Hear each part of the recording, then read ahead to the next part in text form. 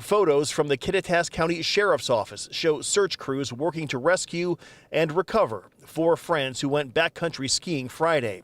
An avalanche hit around 6,200 feet. Only 2 people made it out alive. There's nothing about what we've seen so far has indicated that there was any recklessness on anybody's part. Terrible things sometimes happen. The friends were skiing near Long's Pass at the northern tip of Kittitas County, 10 miles deep in the backcountry, accessible only by snowmobile or helicopter. They're all said to be experienced and well-trained.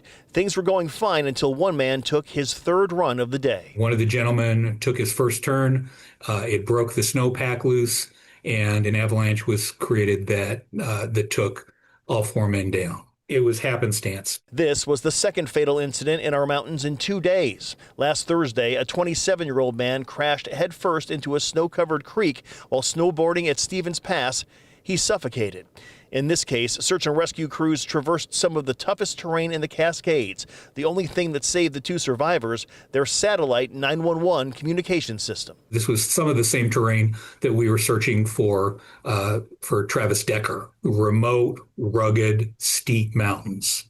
And when you cover those with snow, it becomes even more challenging. This winter came late. The ski season pushed back weeks because of warm rainstorms. Skiers are eager to get outdoors, with 2 to 4 feet of snow falling in the mountains last week. But those dream conditions can come with major risks. The mountains have got an amazing amount of snow over the past week, and combining all that snow with the wind over the past few days, we've created some, uniquely dangerous avalanche conditions. Authorities urging all backcountry lovers to weigh the risks with the thrills. It's tragic and random, and we feel for their families.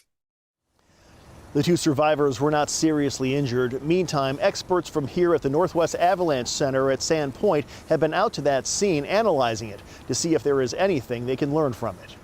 In Seattle, Eric Wilkinson, King 5 News.